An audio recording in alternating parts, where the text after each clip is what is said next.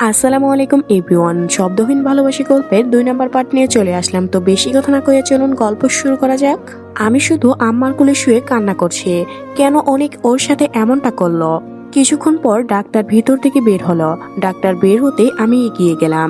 Doctor আমাকে দেখে বলল, মেয়েটা আপনার কি হয়? আমি বললাম, জি আমার হবু বউ। আজকে বলতে কষ্ট হচ্ছে যে এই মেয়ের সাথে যা কিছু হয়েছে সেটা খুব অন্যায় হয়েছে।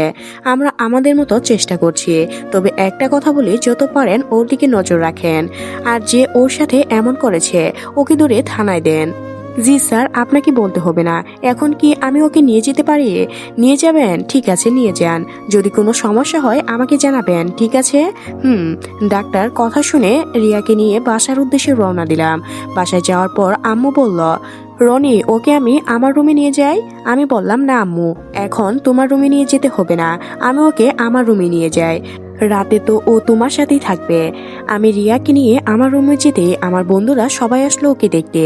সাজিদ এসে বলল, রনি কাজ তো হয়ে গিয়েছে। কি হয়েছে বল শুনি। বাহিরে মানুষ বলে বেড়াচ্ছে যে চেয়ারম্যানের ছেলের হবু বউকে কারা যেন তুলে নিয়ে গিয়েছিল। বুঝলাম না বাহিরের মানুষ কিভাবে এই কথা জানলো। এসব কথা বাদ দে, মানুষের কথা শুনে আমি কি করব। আর অনেকের খবর পেলে, না ওকে কোথাও পাইনি। পরিবার নিয়ে কোথায় যেন পালিয়ে গিয়েছে। পরিবার নিয়ে পালিয়ে গিয়েছে না? আগে নিশি রিয়া একটু সুস্থ হোক, পরে আমি ওকে দেখে নিব। রিয়াকে দেখে সবাই চলে যাওয়ার পর আমি রিয়ার মাথার কাছে বসলাম। রিয়া চুপচাপ শুয়ে শুয়ে কি যেন চিন্তা করছিল।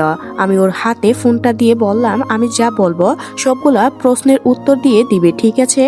আমি রিয়াকে বললাম, এখন কেমন লাগছে তোমার? রিয়া মোবাইল ট্রেপ করে বলল, আমার এখন একটা জিনিস বাকি আছে, আর সেটা হলো আমার মৃত্যু। আমি রিয়ার মাথায় হাত দিয়ে বললাম, এভাবে বলতে নেই, তুমি মরলে আমি কি করে বাঁচবো? আর এই নিয়ে কোনো কথায় চিন্তাই করবে না। এখন থেকে তুমি আমার পাশেই থাকবে। আমি তোমাকে এখন আর কখনো একা হতে দিব না। আমার কাছে এখন কিছুই নেই আপনাকে দেওয়ার মতো।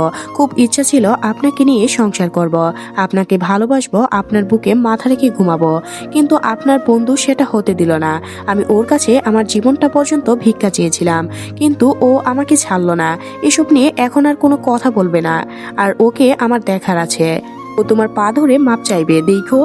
রিয়া এবার ইশারা করে বলল, আমার খুব ঘুম পেয়েছে, আমি একটু ঘুমাই, ঠিক আছে? আমি রিয়ার কপালে চুমু দিয়ে বললাম, ঠিক আছে বেবি, তুমি ঘুমাও। আমি রিয়াকে রেখে বাহিরে বের হলাম। বাহিরে যেতে আম্মু বলল, রনি টেবিলে বসে আগে খেয়ে নে। আর রিয়ার খবর কি? এই তো আম্মু, এখন মোটামুটি একটু ঠিক আছে। ও হ্যাঁ, একটা কথা বলতে তো আমি ভুলে গিয়েছি। আমার আম্মু বর্তমানে তিনি রানিং চেয়ারম্যান। টেবিলে বসে খাবার খাচ্ছে, তখন ছোট বোন এসে বলল, ভাইয়া তোর কি মন খারাপ? বোন একটু খারাপ, তবে চিন্তা করিস না, দোয়া করি যেন সব ঠিকঠাক হয়ে যায়। রাতে আমি রিয়াকে বুঝিয়ে আম্মুর রুমে পাঠিয়ে দিলাম আর বললাম, সাবধানে কোনো উল্টাপাল্টা কাজ করবে না। আগে একটু সুস্থ হয়ে নাও, তারপর আমি তোমাকে বিয়ে করব। এই কথা বলে আমি রিয়াকে আম্মুর রুমে দিয়ে দিলাম। কিন্তু মাঝরাতে আম্মুর চেঁচামেচি আমার ঘুম ভাঙল। তাড়াতাড়ি দরজা খুলে বের হলাম। তখন দেখি সবাই বারান্দায় দাঁড়িয়ে কান্না করছে।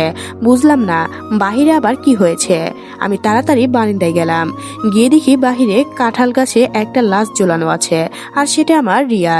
আমি রিয়ার লাশ দেখে জায়গায় অজ্ঞান হয়ে মাটিতে পড়ে গেলাম। যখন আমার জ্ঞান ফিরল তখন দেখি সাজিদ আমার মাথার কাছে বসা। ও আমার মাথায় হাত ধরে বলল, দেখ বন্ধু, পাগলামো করিস না। আর আমি তোরে বলছি ওর একদিকে নজর রাখতে, সেটাও তুই পারলে না। আমি উঠে রিয়ার লাশ জড়িয়ে ধরে কান্না করতে লাগলাম। এছাড়া আমার আর কোনো উপায় ছিল না। আমি জানতাম না যে আত্মহত্যা করবে। যদি জানতাম তাহলে ওকে আর আম্মুর কাছে ঘুমাতে দিতাম না। আম্মু আমাকে ধরে ভিতরে নিয়ে গেল। আমার হাতে একটা কাগজ দিয়ে বলল, এটা হয়তো তোর জন্য রিয়া লিখে গিয়েছে, তবে আমি ভাবতে পারিনি ও এই কাজ করবে। আমাকে ঘুমে রেখেই ও যে এই কাজ করবে আমি ভাবতেই পারিনি। আম্মুর হাত থেকে কাগজটা নিয়ে পড়তে লাগলাম। প্রথমে লিখলো, আমার প্রিয় ভালোবাসার মানুষ, খুব ইচ্ছা ছিল তোমার বউ হব, লাল শাড়ি পরে তোমার ঘরে যাব, কিন্তু সেই শাড়ির জায়গায় যে গলায় ধরে দিতে হবে এটা কখনোই চিন্তা করিনি। অনেক ভালোবাসি তো তোমাকে, এই জন্যই মৃত্যুর পথ বেছে নিয়েছি। যদি বেঁচে থাকি মানুষ আমাকে এই কথাই বলে সবসময় জ্বালাবে। আর তোমার আম্মু সম্মানিত একজন ব্যক্তি, তবে আমার কথাই তুমি আর চিন্তা করো না, মন থেকে মুছে ফেলবে আমার কথা তুমি। আর একটা কথা, নতুন করে কোনো মেয়েদিকে ভালো করে বিয়ে করে নিবে। এইটা আমার শেষ ইচ্ছা। আমার জন্য তোমাকে কাউকে শাস্তি দিতে হবে না। ভালো থাকো, সুখে থাকো, এই দোয়াটাই করি। আমার আত্মহত্যার জন্য আমিই দায়ী। এখানে আমি কাউকে দোষ দিতে চাই না। কপালে যা ছিল তাই হয়েছে। রিয়ার চিঠিটা পড়ে কান্না করতে লাগলাম। রিয়া যে আমাকে এভাবে একা ফেলে চলে যাবে সেটা আমি কখনোই ভাবতে পারিনি। দেখতে দেখতে আজ 5 দিন হয়ে গেল, এখন আর বাসা থেকে বের হই না। নিজেকে কেমন যেন ঘরের ভিতর বন্দি বানিয়ে ফেলেছি। আজকে সকালে সাজিদ এসে বলল, রনি আজকে কলেজে যাওয়া লাগবে, কলেজে নাকি একটা গুরুত্বপূর্ণ কাজ আছে। ভালো লাগছে না সাজিদ। সাজিদ আমাকে জোর করে ধরে বাইরে নিয়ে গেল আর বলল, এখন কলেজে চল, রাতে অনেকের বাসায় যাব। ও যে কোথায় থাকে ওর ঠিকানা আমি পেয়ে গিয়েছি। কি বলিস, সত্যি তুই ওর ঠিকানা পাইছস? আরে বলছি না রাতে তোরে নিয়ে যাব ওর বাসায়। এখন কলেজে চল। ঠিক আছে চল গিয়ে দেখি।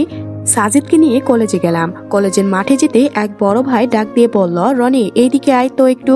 বড় ভাইয়ের কথা শুনে আমি তার কাছে গেলাম। বড় ভাই আমাকে দেখে বলল, রনি আমাকে একটা কাজ করে দিবি। কি করতে হবে বলো শুনি। তাদের ক্লাসে ইরা আছে না, ওকে একটু প্রপোজ করে দিবি। মনে মনে বললাম, এই মেয়ে তো আগে আমাকে নিয়ে 5 বার করে প্রপোজ করত, এখন আবার বড় ভাই তার প্রেমে পড়ছিল। ভালো খুব ভালো।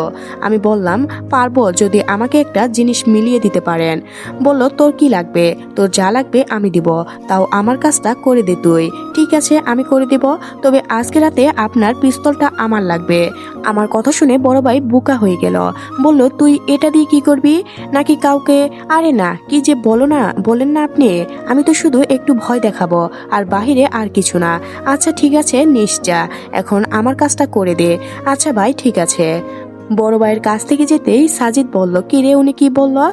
রনি বলল, কি আর বলবে, বলেছে ইরান নাকি ওনার পছন্দ।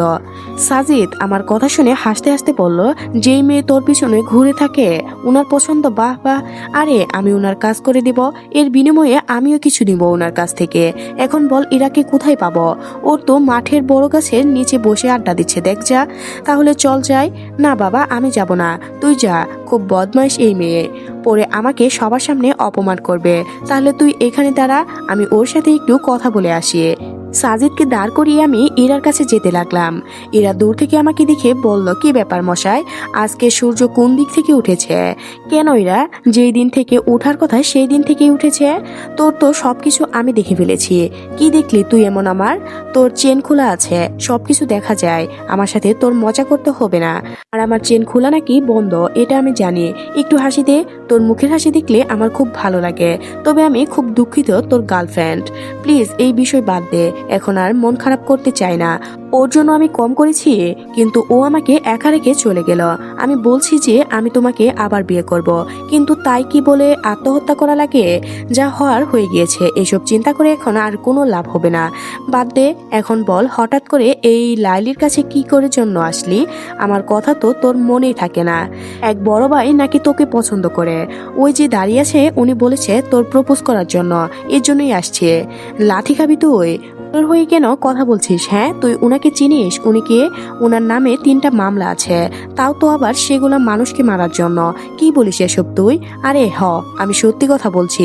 তুই বল যে আমি তোরে ভালোবাসি, তাহলে বিষয়টা দেখব, কিন্তু পরে হয় কথা বলবে একদম পাল্ট খুলে দিব, কিন্তু ওইটা কেটে দেব। ধুর, তুই বাজে কথা বলবি না। কি সব বলছিস মাঝে মাঝে এসব? এরা দাঁত ভাসিয়ে বলল, কেন আমার কথা তোর পছন্দ হয়নি? হয়েছে, আমি এখন গেলাম, ক্লাসে আয়, পরে কথা হবে। বড় ভাইয়ের সামনে গিয়ে বললাম, সরি বড় ভাই, হয়তো হবে না, আর ওর বিয়ে ঠিক হয়ে আছে। আপনি অন্য কাউকে পছন্দ করেন, পরে আমাকে শুধু বললিয়েন, আমি কাজ করে দিবনি।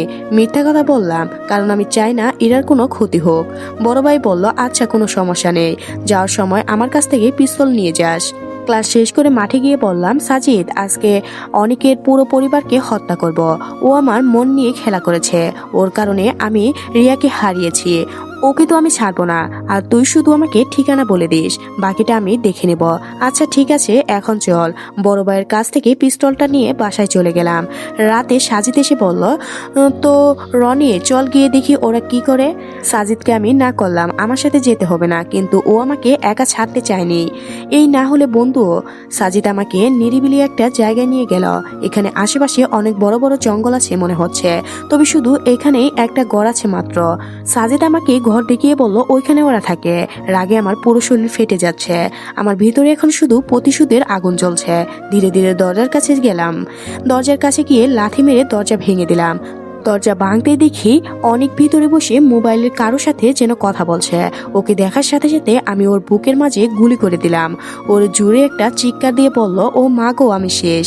ওর চিৎকার শুনে ওর মা বাবা ভিতর থেকে দৌড়ে বের হলো।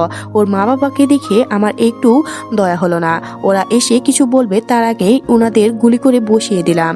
হা হা করে আজকে তো বেশ ভালোই লাগছে আমার। অনেকের মাথার কাছে গিয়ে বললাম, কি রে এখন ভাল লাগছে না, নে এখন মর। এই কথা বলে ওর মাথায় আরেকটা গুলি ঢুকিয়ে দিলাম। 3টা লাশ পড়ে আছে, কিন্তু ওর বোন কোথায়? ওর বোন না আমার আইফোন নিয়েছিল, ও এখন কোথায়? আমি দৌড়ে ভিতরে চলে গেলাম। গিয়ে দেখি রনির বোন দরজা বন্ধ করে ভিতরে বসে আছে। আমি দরজা ভেঙে ভিতরে চলে গেলাম। ভিতরে গিয়ে দেখি ওর বোনের সাথে আরেকটা মেয়ে আছে, তবে ওই মেয়েটাকে কেমন যেন একটু অদ্ভুত অদ্ভুত লাগছে। এই মেয়েটা আবার কে? ওকে তো চিনলাম না। রনির বোন ভয়ে ভয়ে বলল, ভাইয়া আমাকে মাফ করে দিন, আমি বাঁচতে চাই, প্লিজ মারবেন না। এই মেয়ের কথা শুনে আমার রাগ আরো বেশি উঠে গেল। দিলাম রনির বোনের বুকে গুলি বসিয়ে। রনির বোনের বুক গুলি দিতেই ওর সাথে ধাক্কা থাকা মেয়েটা চোখ লাল করে আমার দিকে কেমন যেন একটা আলো ছুড়ে দিল। আমি পিস্তল ফেলে 3 হাতটা ধরে গিয়ে পড়লাম। আমি তাড়াতাড়ি নিচ থেকে ওপরে উঠে পিস্তল হাতে নিয়ে ওই মেয়েটার কপালে বরাবর বসিয়ে দিলাম।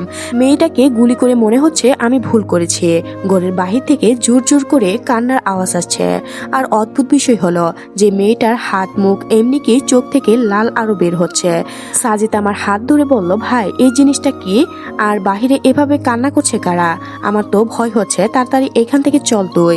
আমি তাড়াতাড়ি বুদ্ধি করে ঘরের ভিতরে আগুন লাগিয়ে বের হয়ে গেলাম। ঘর থেকে বের হয়ে মনে হয় আমরা বড় ভুল করেছি। ভিতর হতে সবকিছু অন্ধকার হয়ে গেল। ঘরের ভিতরে আগুন জ্বলছে, তবে এটা একদম লাল টকটকে। মনে হচ্ছে যেন এগুলা কোনো আগুন নয়, মানুষের রক্ত।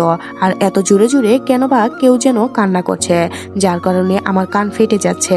হঠাৎ করে মনে হলো যেন আমাদের পিছনে কেউ দাঁড়িয়ে আছে। পিছনে ফিরে অন্ধকার গুলি ছুঁড়ে মারলাম। এই গুলি দেওয়াতে আমি আরো ভুল করেছি।